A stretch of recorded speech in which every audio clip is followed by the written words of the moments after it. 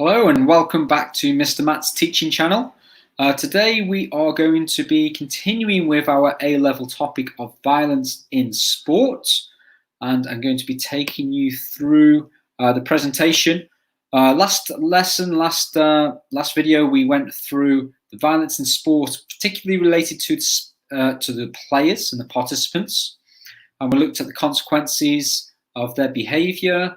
And we looked at what has been done to try to minimize violence in sport taking place. In particular, we looked at the actions of the national governing bodies and how they try to contain the consequences of violence in sport within the sport, so it doesn't get out into the main police and court justice system, because they didn't want to bring the sport into disrepute. Today we're very much going to be looking at violence in sport in relation to spectators, and when we talk about spectator sport being violent, again it's very much isolated to one particular sport, which is football. So there's a lot to talk about in relation to this topic. It is a huge area and it will require a little bit of background research if you're not aware of what is actually happening in the world of football, and especially if you're not related to, if you're not up to date with hooliganism and violence in sport, then I suggest you do a bit of reading around this topic. But today I'll give you an overview, and hopefully we can find out what is happening, what has happened in the past, what has been done about football violence and hooliganism, and what kind of consequences that has on teams and clubs and the sport itself. So let's start you off. What is a football hooligan then? Well, basically, football hooliganism is a term for fans of football teams. I'll say that term very loosely. So should I say followers rather than fans? So followers of certain football teams who generally embark in acts of violence against other spectators of other teams, of their opponents, and it's very much related to clubs, and they call themselves firms, so they have their own identity within inside a club, and it has been happening in football in the UK and England for many years. In fact, since football began.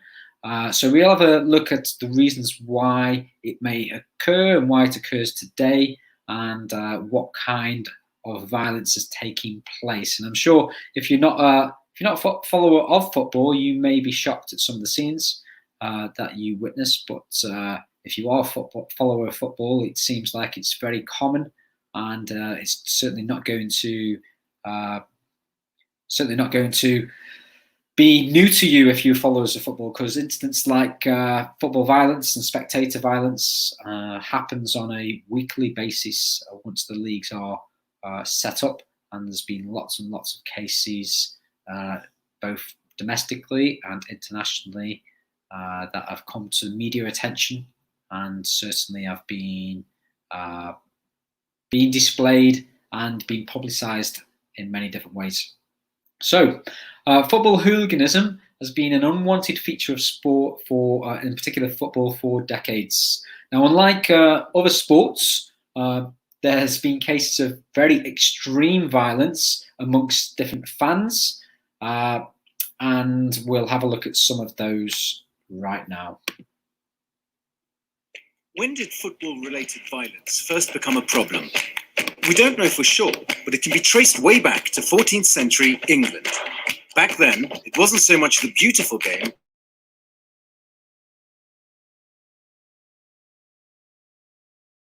King Edward II worried this could lead to social unrest and banned the game. For cases of football hooliganism in the modern game, fast forward to the 1880s. That's when the so-called roughs started causing trouble at football matches, attacking rival fans and players, as well as referees. But the heyday of football hooliganism and the actual term came about a century later. Starting from the 60s, clashes between rival supporters evolved into organised fights between large gangs of hardcore fans, the so-called firms.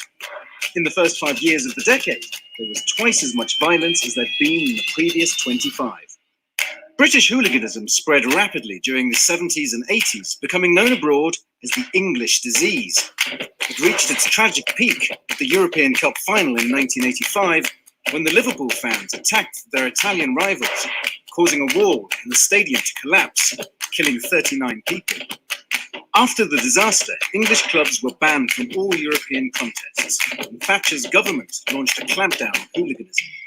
By the 1990s, football-related violence in the UK gradually began to wane, but the reputation stuck. When England failed to qualify for the 1994 USA World Cup, the committee chief was delighted there'd be no England fans. There were 3 countries in the world whose presence would have created logistical problems, so we're very pleased they won't be coming. That's Iraq, Iran, and England. In the coming years, many key international tournaments were marred by badly behaved England fans.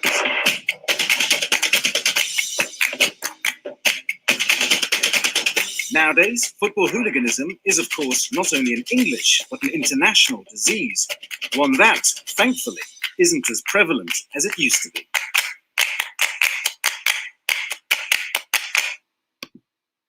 Okay, so hopefully you can see that's a little bit of background there. Hooliganism is not a recent thing. It's been around for decades, and in fact, we can trace the origins of football violence all the way back to mob games, which we can see a photo of there, or an image illustrating what a mob game is. And we know from our AS topic that mob games played by the working class, very much a violent pastime, and obviously, you know, the origins of that are going to stay with the sport, and we could potentially say when we look at the causes and the reasons, we can link it to those working class origins of sport.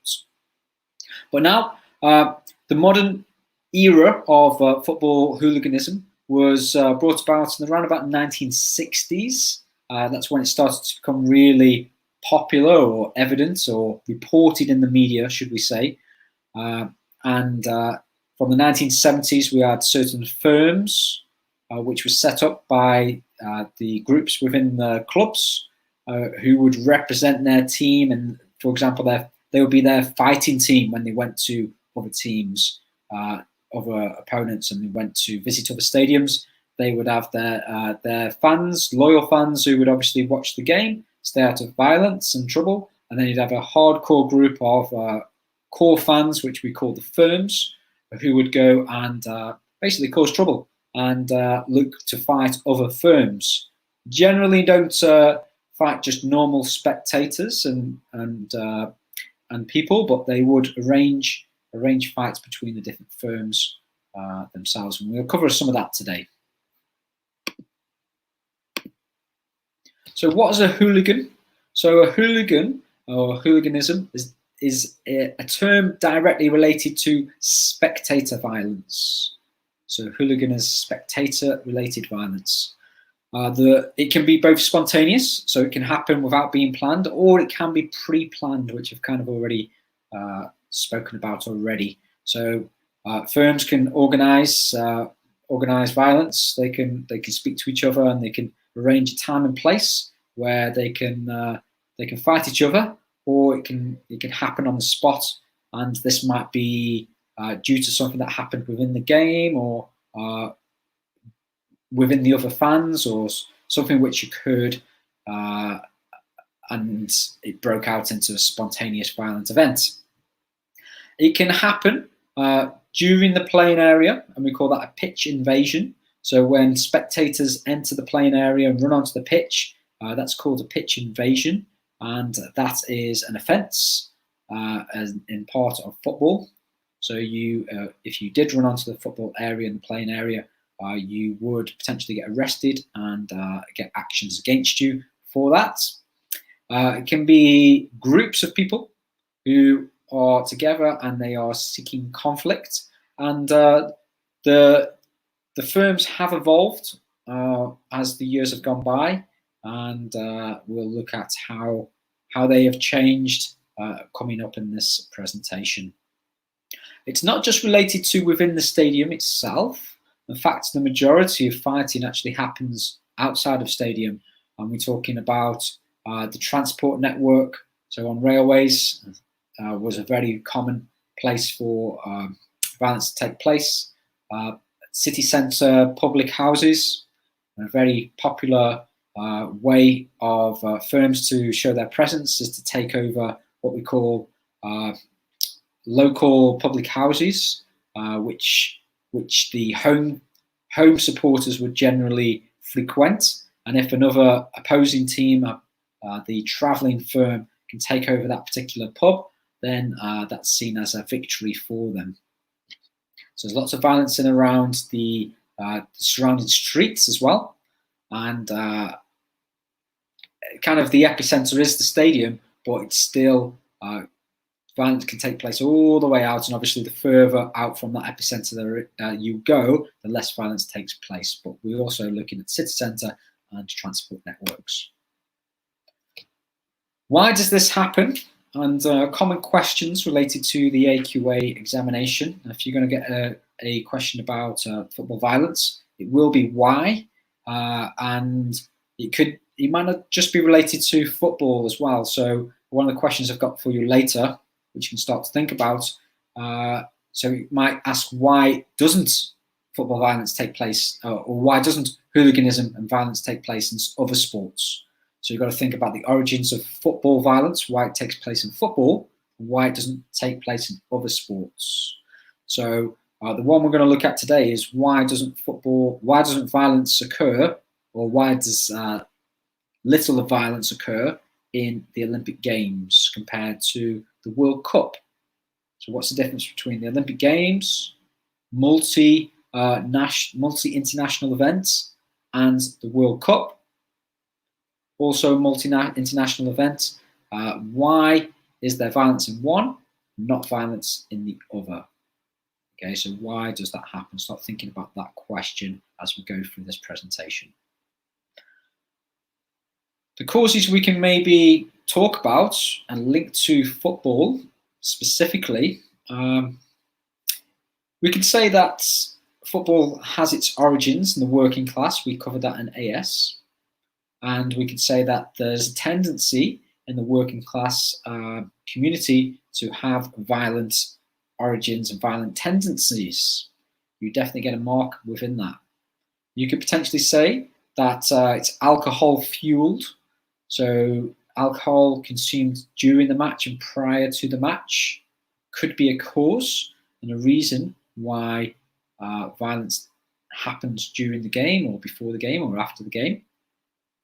And there's different measures which clubs and communities and authorities have put in place to try to limit the content of alcohol consumed before, such as bringing the games forward, the kickoff times forward, and playing, and also banning alcohol sales within the stadiums as well. You could potentially argue that there may be a lack of punishments and deterrence from the authorities, or the actual chance of getting caught within a big crowd, that mob mentality. You may feel that you're least likely or less likely to get caught in that group. Another cause and a reason for violence taking place in football may be due to religious differences. And in our last presentation, we talked about Rangers and Celtic, how they very much are two teams which have different religious views, and that is one of the reasons given for the amount of violence that takes place within that local derby.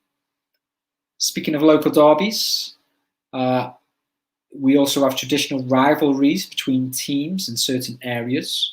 Again, in our last video, we looked at two more examples. Arsenal and Tottenham Hotspurs, who very close in proximity to each other, very big local derby in London, North London. And we also looked at a little bit lower down the leagues is Stoke City versus Port Vale, Again, very much local rivals within the city of Stoke-on-Trent. So that could be a reason that can be given to get you a mark in your questions.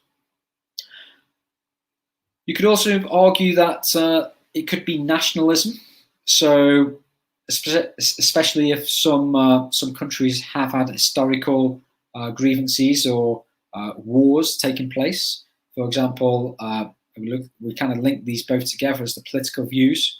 And England versus Germany is obviously a big international competition, and it has seen in previous fixtures being racist comments, remarks, and actions being shown, but also very much that these events are built up by the media and seeing the other country as the enemy. Linked to spontaneous events, if the opposition fans and rivals, if they taunt and chant the spectators during the match, then that could lead to frustrations from the other fans, and that could also lead to actions occurring outside of the ground or inside of the ground. In fact, I've been in many fixtures following teams where I've seen certain incidents happen during the game or at halftime intervals where places have been damaged due to certain reactions of the fans from what was happening during the game, either from the game itself or from the opposition spectators. A few more reasons, and there's lots of reasons we can give because we can't really pin it down on one particular reason. So we can relate it to media hype, and these are all suggestions. It's not saying that one specifically leads to it, but it can be a number of things which lead to this violent acts taking place. So media hype before the game, the importance of the match, so very much linked to the player. We said that the player themselves, they may act violence if it was a cup final, and we saw Zinedine Zidane, for example, headbutt his Italian counterpart during the World Cup final. So same goes for fans. An important match may lead to adrenaline being built up in the spectators, and that release an outburst of violence. If violence takes place on the pitch themselves, so between the players, that has also been suggested to increase the potential violence in spectators.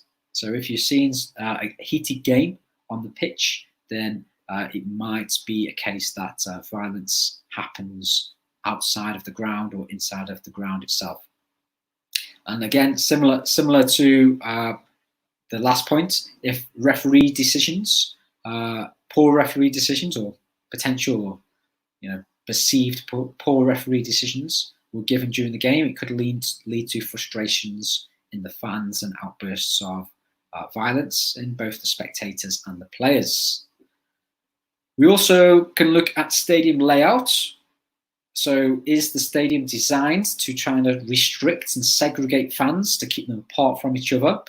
And just knowing from the history, we can look at the Olympic Stadium in the UK, which was converted into the home ground for West Ham United. And at the start, when it first became a football stadium, they found it very difficult to segregate fans, and there was a lot of violence taking place because they couldn't keep their fans apart. They have now been rectified, and that again, if we link it to the question I asked, the question about violence in the Olympics and the World Cup. So why was an Olympic stadium designed different to a football stadium? We can also say that a cause is generally related to young males releasing aggression and displaying masculinity. And if we look at the dynamic of football fans, and you look at a general picture of spectators, you can probably say you're talking around about 90% of fans are male. So if you're getting all of those males in the same place, and they're all generally younger males, make up the majority of that. So if you're getting all of them in the same place, then maybe they may be showing displaying masculinity to their friends. We could also relate it to gangs as well, and we talk about tribalism, how gangs kind of protect their own territory and see it as their own, and we see as other clubs are coming into their zone and their area, and you kind of try to protect your area from invasion. Modern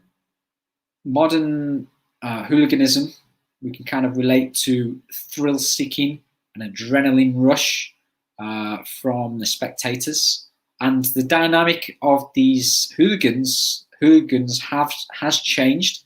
So the modern firms, we're talking about not just the working class people, we're talking about very much modern professionals, successful people, also dressing very stylish and spending a lot of money on their gear to make sure they are looking the part when they are fighting, and it can be seen as a thrill-seeking event. If any of you have not seen Fight Club with Brad Pitt, then that's kind of the adrenaline thrill-seeking which we are talking about. So go and watch that movie, and you'll see what I'm talking about. We could also relate the causes to a lack of policing or stewarding. So if there's not a presence of police, then it's more likely that fights can occur. And this next term is related to psychological terms, so diminished responsibility. It generally means that when you're involved in a large group, you feel less responsible for your actions. So if you're in a large group and you maybe see another person within that group acting violent, then you're more likely to act violent as if you're in a big group than if you're in a very small group. So diminished responsibility. Okay, let's take a look at a little clip to give you a bit more background about what's happening in the football area and arena. It takes you through a few clips from a couple of spectators and about what they get up to before the games. And think about this is not in the stadium. This is outside of the stadiums. Have a little look at this one. Do you call yourself a hooligan? No, we call ourselves football lads. You don't even know if you're going to get battled, you know, if you can get bats. That's the exciting bit about it. Do you think you're a pro? So I love you on the game.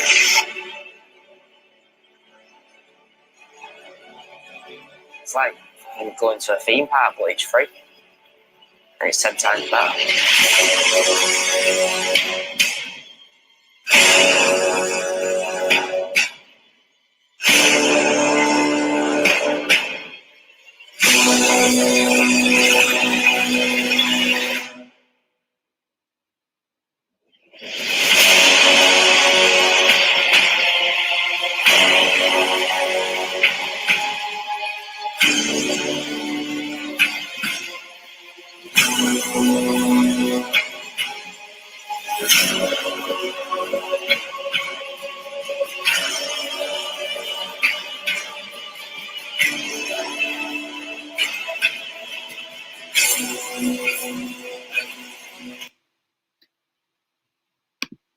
Okay, you can see there obviously some mass violent scenes taking place in and around city centres, transport networks and streets surrounding areas, and generally between two firms or gangs or teams.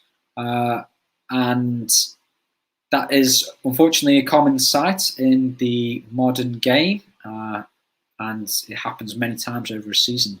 So let's have a look at a few things that have been done about football hooligans and what kind of things have been done to combat hooligans. This is a deliberately high-profile operation. At ports and airports across the UK, specially trained police officers are on the lookout for potential troublemakers. That's fine, just together. Here at Heathrow, they're scanning passports and checking them against the police national computer. They're looking for any of the more than 3,000 England supporters who've been issued with football match banning orders. In previous operations, nobody has gone abroad subject to a banning order. What that means for the travelling England fans, they can rest assured that while they're out there, the really nasty people who shouldn't be at football matches aren't out there in South Africa spoiling the good name of England fans.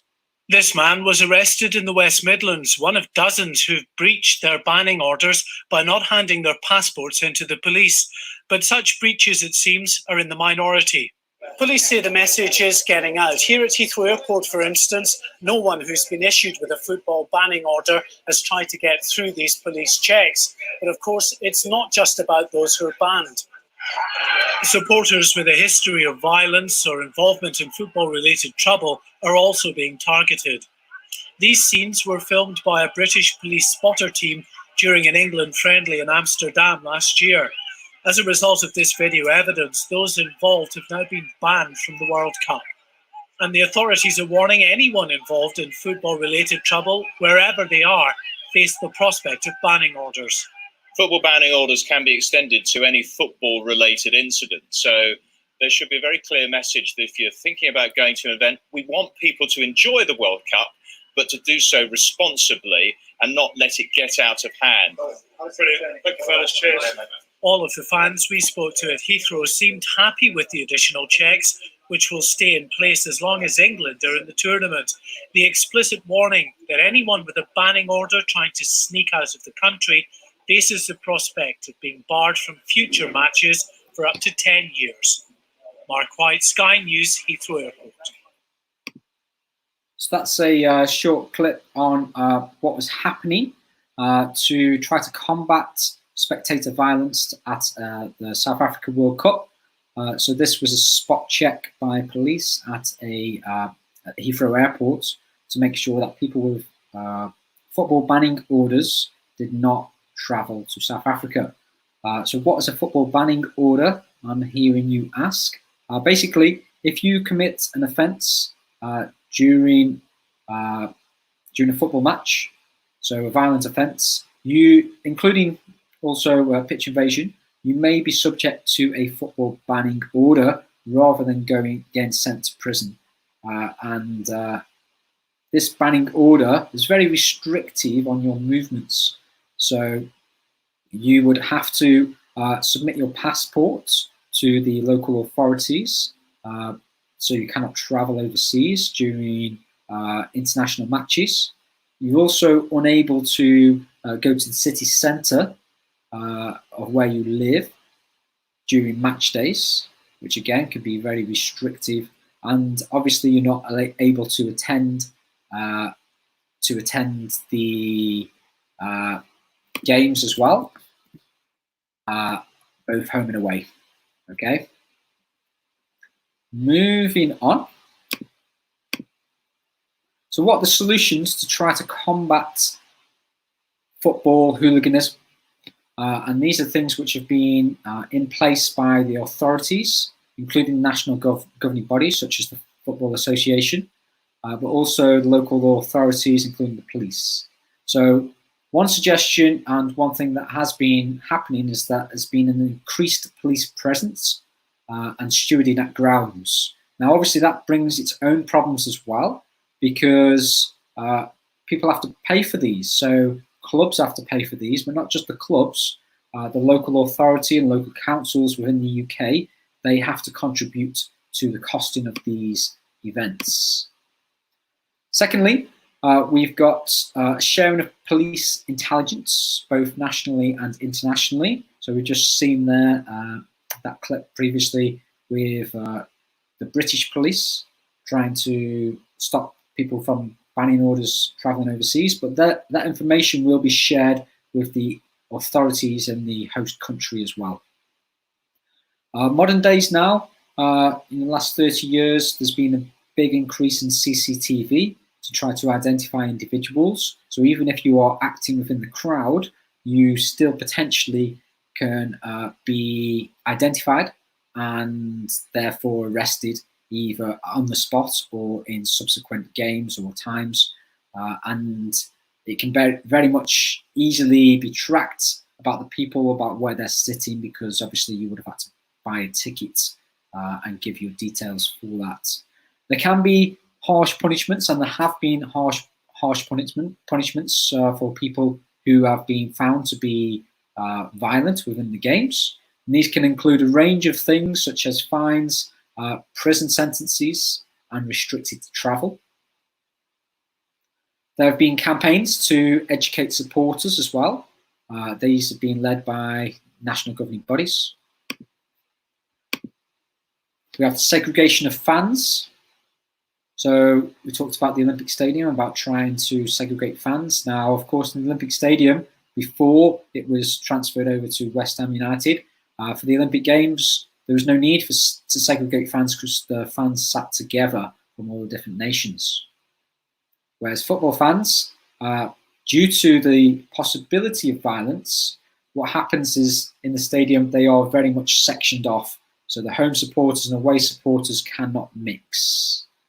Now, there have been cases where a lot of violence has happened by opposing teams' players, opposing teams' fans, actually seeking out and finding tickets in the opposition areas, and a lot of violence has been happened during these times. So that's why the authorities have clamped down on ticket touts outside the stadiums who sell tickets to anybody who wants to buy them, basically at a premium. Some stadiums and some teams and clubs have decided to have family enclosures to try to make it safe for particular families to enjoy the event without maybe the prospect of being violent or with poor, lewd comments being shouted from the spectators. The controlling of alcohol consumption I mentioned already within the stadium and also before the games, and therefore changing the kickoff times to make them earlier, especially for derby games or from games with a history of violence. So you'll see the big rivalries and derbies are usually scheduled at an earlier time on a Saturday or Sunday. We can promote role models, and that can be through the Fair Play Awards and role models of particular teams who don't have violent acts within the spectators. You could also put responsibility on the media to report the event in a positive manner and not use battle rhetoric to build up the tenseness of the game. And governments themselves can also create laws which have come into effect to try to combat certain things such as pitch invasions as well. I've got a little task for you, and if you pause this video footage and take your time to read through the Taylor report. After this live viewing, I will make sure that I post a link to the Taylor report in the summary box below. And the Taylor report is basically a report which happened by Lord Taylor in 1989, and it was following the Hillsborough Stadium disaster, which was a big controversial topic because it was blamed on the supporters of. They said that the violence of the supporters was contributed to the disaster within the stadium. However, obviously, it's later transpired that it wasn't the fans who were to blame. It was actually the police and the stewarding who could not control the fans getting into the stadium, and locked gates within the stadium led to, unfortunately, a mass crush of fans, which is one of the saddest disasters that have happened in football. Within the Taylor report, I'd like you to read from points 34 to point 50. Now, all of these are related to reasons and causes behind hooliganism and what has happened, especially in relation to 1989 and around that era and around that time. And so if you look at the figures where they talk about the policing costs, obviously modern day time, 30 years on, these will be significantly higher per game. So pause this video, take a read through the Taylor report, and we will move on.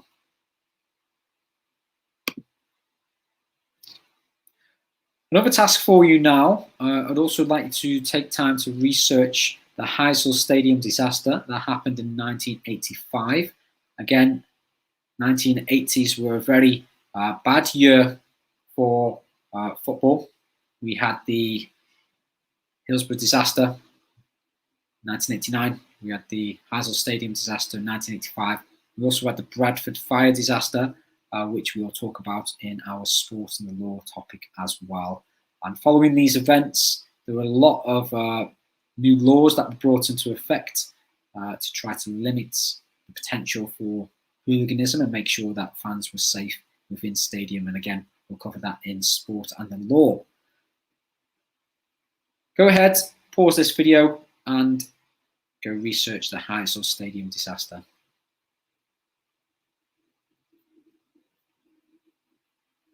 Okay, to give you a bit more context, hopefully if you went away and paused this video, this is the Heysel Stadium disaster, what's kind of happened during the game.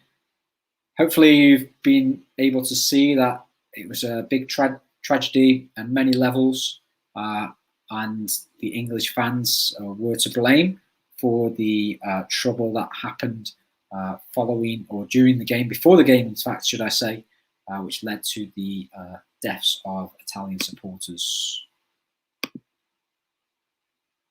On the 29th of May 1985, British soccer hooliganism reached its all-time low. Liverpool supporters began a running battle against Italian followers of Juventus at the European Cup final in the Heysel Stadium in Brussels. The result was horrific.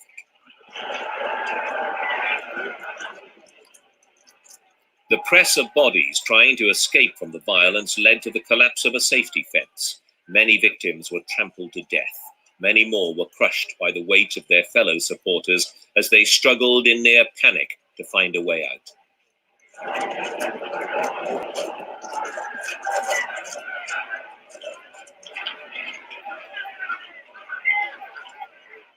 There was great confusion as riot police tried to force their way into the ground to separate the fighting fans. They came up against those in the crowd who had nothing to do with the rioting. They just wanted to get out. Police and ambulancemen struggled to revive some of the victims as the chaos continued round the ground. Such a sad event that took place in 1985, and you should definitely be aware of the Heysel Stadium disaster and bank that example of what can happen during football hooliganism, and especially for your long answer questions, you're going to need these examples that are given. Okay, so what happened following that event in particular? Well, English teams were banned from European competition. Initially, they were banned indefinitely, but all English teams were banned for 5 years. And Liverpool, the supporters who actually were playing, the team that was playing in that European Cup final, they were banned for an additional year, so they were banned for 6 years.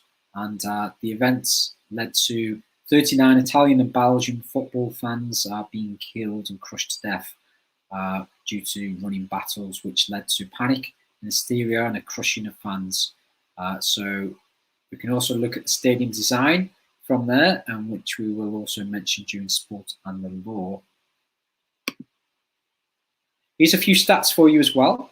Now, I know this is from 2011, so 2010-11 season, so slightly a few years ago now, but what it does show you, it definitely shows you what kind of offences are committed during games. So this is arrest by club. We'll look at the left-hand side here, arrest by club, and what kind of offences took place, and then the running total at the bottom. So the main offences that happened during the games, we can see here 682, I think it says 662, 682, were due to 682 due to alcohol offences, and probably that doesn't surprise you. We also got public disorders, should I say, coming in at number 2, 418. We've got violent disorders at 134 offences, followed by pitch invasions, 109, and then a range of other offences as well, such as ticket touting, which we've mentioned, and missile throwing. So you can use that, and you can take the time to look at the clubs, which are the worst offending clubs, and what kind of offences have taken place.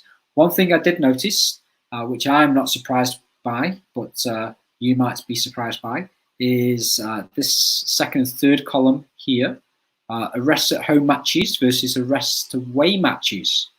Now, considering the home matches has by far the greater attendance of home supporters. Are we talking when you have an away match, you may take 10%, 15% of your fans, maybe 10% of your fans to away matches. However, the majority of these columns are higher for arrests at away matches than at home matches. Some significantly. Okay, the offences at away matches, and you got to think about why that might be the case, and why is that? So generally, why is that? It's because firms and hardcore football fans and fighting fans, they like to go to opponents' away matches and other grounds to cause trouble. So that is one reason why. We can also see here football banning orders by club, and we can see which are the worst offending clubs, or maybe should we say the clubs who have been found to be guilty. So maybe it's not the worst offending clubs, but the clubs who have certainly been found and convicted of certain offences and therefore given banning orders. And we can also link these maybe to the size of clubs as well. For example, the amount of fans they actually get per game. And over in here in the Championship, we've got a big offender here, which is Cardiff City, 143. Leeds United, 106. Two very historical big firms in place there compared to the rest of the league. Down here, Chelsea, that does not surprise me as well. I was a bit surprised by Manchester United being up there, but the size of the club they are, therefore, it doesn't surprise me.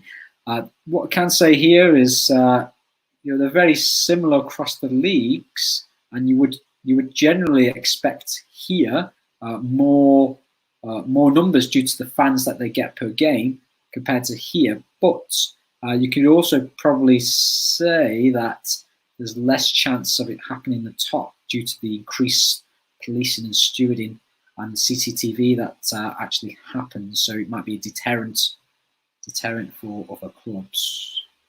So what does all this mean to the sports themselves? We can see that it has a negative, can lead to a negative image for the sports. So football might be definitely seen in a negative light, and the fans themselves might be seen in a negative light, and there might be pre-assumptions about those particular teams or nations. And we saw earlier, the first video we watched about when England did not qualify for the USA World Cup, the representative from the games said that there's three countries which would cause problems, which is Iraq, Iran, and England. So that might have surprised a few people, but it kind of gives that negative image of the country and of the sport themselves. We may have a reduced spectators, and this could be to certain people not wanting to be exposed or wanting their family members to be exposed to this kind of behavior, which could obviously have social effects leading to social learning model. Whereas if people see these kind of acts of violence taking place, then they're more likely to display them as well. Definitely going to lead to increasing security costs, which the clubs themselves have to contribute significantly too, as well as the local authorities. So we're looking at spending local taxpayers' money to try to cost and police these particular games. Could lead to a reduction in tourism overall and lead to a poor economic effect in certain countries. I've kind of already touched on the England portrayed as a nation of violent individuals, and certainly when England people go travelling overseas, they may get stereotyped as certain individuals related to how other countries perceive them. There are also going to be consequences by the general law-abiding citizen, and they unfortunately have to deal with increased measures to watch their game. So, they might get treated with suspicion as well. They might get held in stadiums after a match.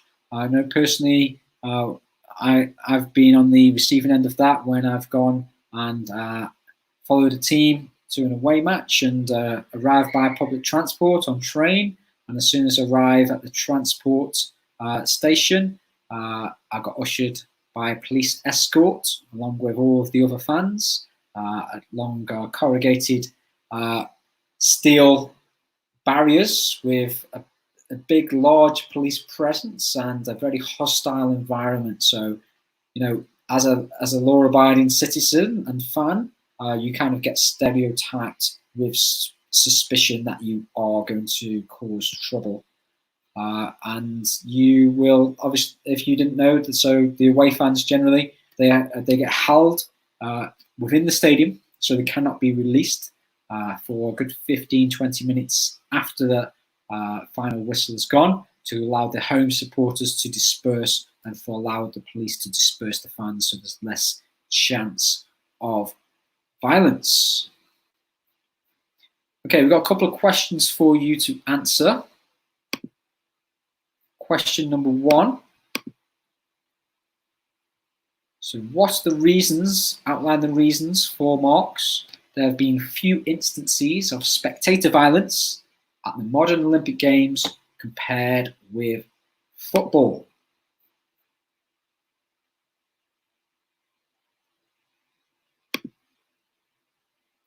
Have a think about that question. To flip that question around, I know we've not talked about violence in the Olympic Games, so think about why there is violence in football and what are the difference between the Olympic Games and football. So why might that not be the case, or that it happens in the Olympic Games? Okay, pause this video right now if you don't want to know the answers, whilst you complete them on your own time. So you could have had, while the Olympics only happens on a 4-year basis, so it's not very often like football, so you don't generally get the firms involved and the violence from the other countries. You have crowds from many countries. It's a multinational event, so you don't just get 2 sets of fans. You get the nations of all of the countries participating in the Olympic Games. You could say there's less intense rivalry, and we also could link it to the Olympic ideal, which we've already covered, about how that's actively promoted, and that may lead to the attitude of fans as well. There's definitely less media incentive, media hype to incite the crowd, and there's very much positive reporting of that event. It's very much earmarked as a family-orientated atmosphere, and generally you don't see violent acts from the performers as well. There's not really that drinking culture. Maybe that's due to the fans involved, and less pre-arranged organised violence that takes place.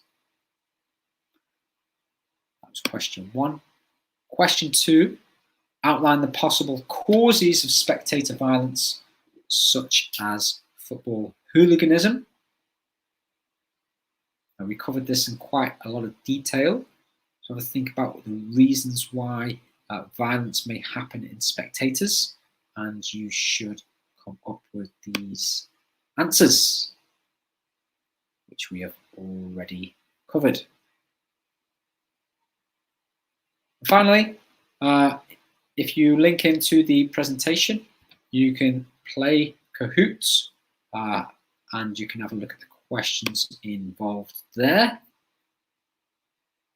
And that will, if you follow that link, that will take you directly to the Kahoot page, which will give you 12 questions, which I will just try to get on screen for you now, where you can play obviously on your own, or you can play as a team, and you can challenge your teammates.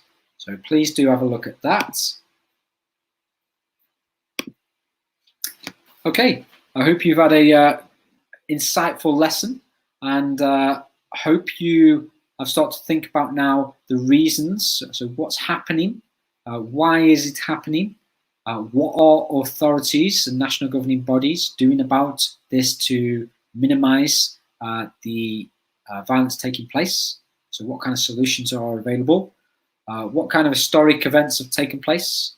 And also, what kind of negative consequences does that have on the sport? I'll be back soon with our next edition, which will be sport, drugs and sport.